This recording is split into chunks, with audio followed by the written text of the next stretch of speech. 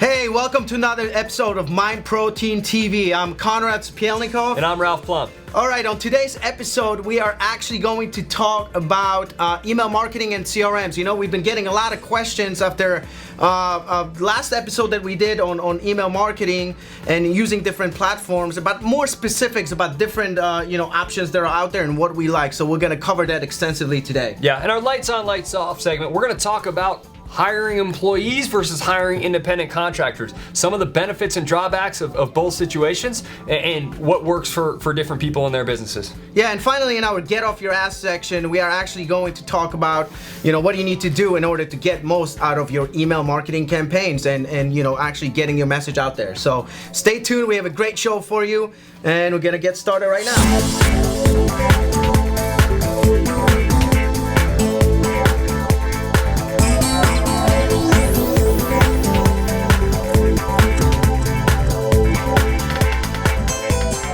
All right, Ralph, let's get into it, right? So we're talking email marketing platforms and CRMs. Really, when it comes to that, you really have two different options. You're either going to go with a basic email marketing platform, or you're going to find a more extensive solution that actually ties in a lot of the different marketing components and allows you to do more than just email marketing. So let's start with the first one, with the email marketing platforms. Give us some platforms that you like. You've seen them. iContact, Constant Contact, MailChimp, those types of companies that you see most often with a lot of small businesses.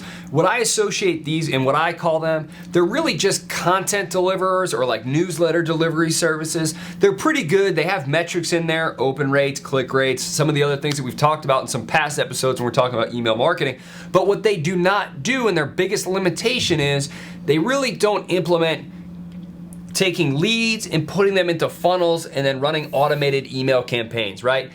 There's a lot more work associated with them if you want to use them, those types of services, for your marketing campaigns. And when I'm talking marketing campaigns, I'm talking about multi-step, tracking links, having a prospect go from a lead all the way through a drip campaign and then maybe split off into a couple different campaigns depending on whether or not they buy an entry-level product or something else. So the other alternative is the more detailed version to a really comprehensive email marketing platform that will integrate your funnels for you. And Konrad, get into that a little bit for us. Yeah, so the way I look at it, if you're really strapped for resources, right, you can always start with those most basic email marketing platforms. But honestly, the quicker you make a transition to something more robust, the better your business is going to do. The problem with the purely email marketing platforms, is that you still have to connect the dots, whether it's affiliate promotions, whether it's your shopping cart.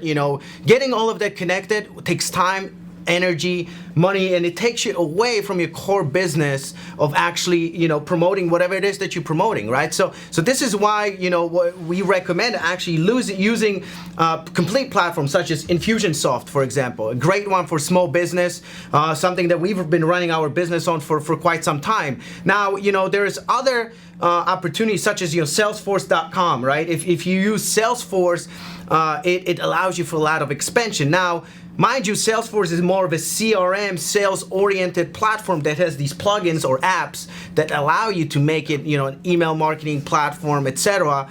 But you got to really take a look at what's available in terms of resources, especially in terms of what kinds of monetary resources you have for your business, and then which direction you want to take, and at what point you want to make the transition. The other thing, Ralph, and we always wrestle with that, is at what point do you make the jump and transition? It makes it pretty challenging. Yeah, and I think that as an entrepreneur and as a small business or any level of business, you always have that inflection point that I like to call it. You have that point where you're like, okay, I'm not big enough for this enterprise level, but I'm really growing out of this lower level version. And it's at that point of inflection, there's always that point of kind of uncomfort. And then you have to make that jump that's gonna take you extra time, effort, and energy in your business and trying to change over platforms.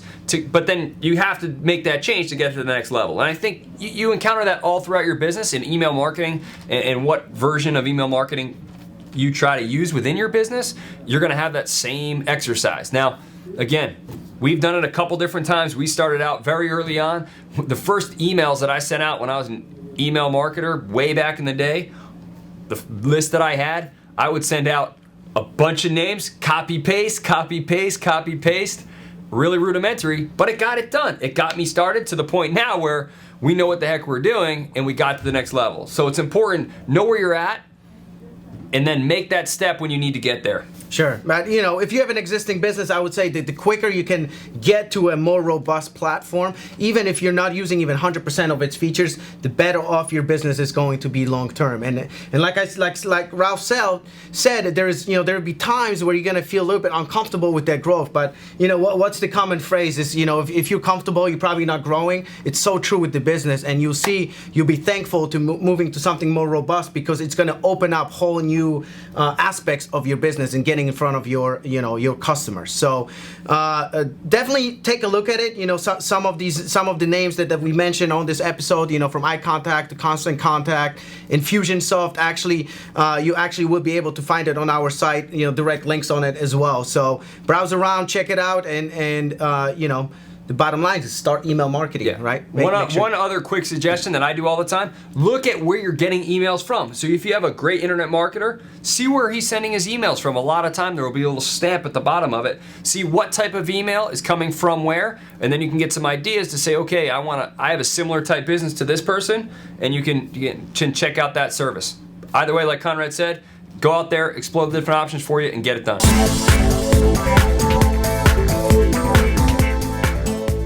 Hey, we're back in our Lights On, Lights Off segment. We're going to talk about whether or not the first hire or any other hire you have in your business, you're going to classify as an employee or an independent contractor. Now, you might think it's not a big deal. We're going to show you it is. There's some benefits and some drawbacks to either situation. Now, there's no right answer.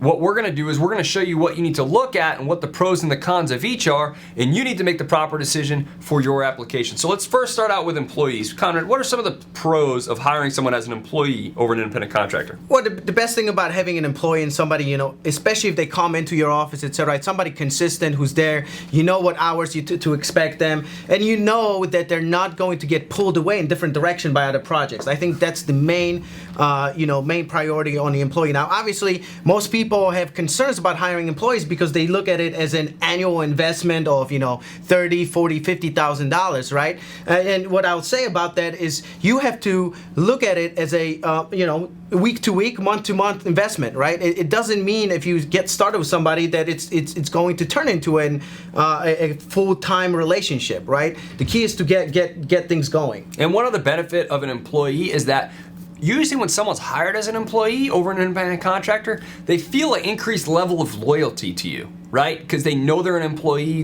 It's a more traditional form of hiring or employment. And sometimes if they're an independent contractor, as a con, is that they might feel that less of a connection to you and your company, so they might not be as loyal, and that's not always the case, but it certainly can be the perception sometimes. But Conrad, what are some of the benefits of having someone as an independent contractor of an employee? Well, obviously, one of the things is you work with them usually on project by project basis, so you don't have to always worry about what is it that they're doing now, or if you're maximizing the results that they're getting to you as an employee, right? Usually, you set up a project and they work from there. There's some additional considerations when it comes to taxes and additional expenses that come with actually having a full-time employee, right? So these are the things that you're going to be looking at. And one of the cons to having an independent contractor, and Conrad touched on it a little bit before, is that you don't necessarily know. You don't have direct control, even if they're working with you almost full-time or full-time. They have the ability to really go any which way they want without really any sort of recourse. When you empower someone to become an independent contractor, you're saying, all right, you're not going to be 100%, or don't rely on me fully. Well, you're almost empowering them to say, hey, make sure you have other things going on sometimes. And what that'll do is maybe they'll get pulled in another direction and lose focus on the stuff you're trying to get them. So it's a careful balance, but make sure that you understand the person you're looking to go after and attract, what the role you're looking to fill is, and take these thoughts and ideas.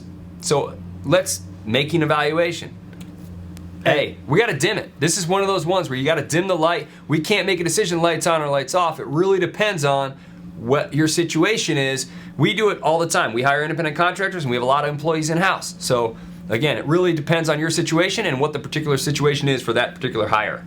Ralph, let me put a spin on it. I give full out lights on for the fact that you need help. You need to build a team, right? So whether it's an independent contractor or an employee, get help and make sure you get more done by building that team, and not just, you know, creating another job for yourself, right? But actually acting like an entrepreneur, where you actually, you know, managing people and running multiple businesses. Sure. So lights on for getting help. Independent contractor or employee, like Ralph said, you could go either way.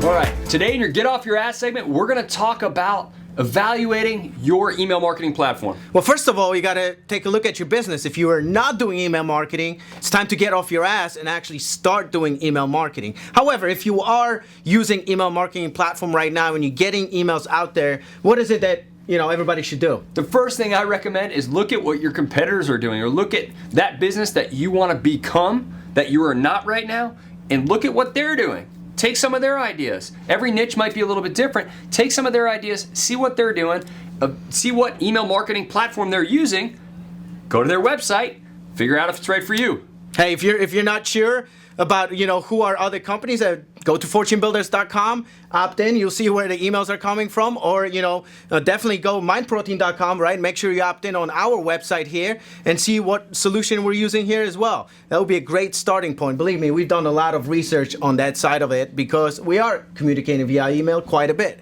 Absolutely. So, get off your ass, get it done, evaluate your existing email marketing platform, evaluate your competition, and make sure you have the right fit for you and your business at this time. Time to get off your ass.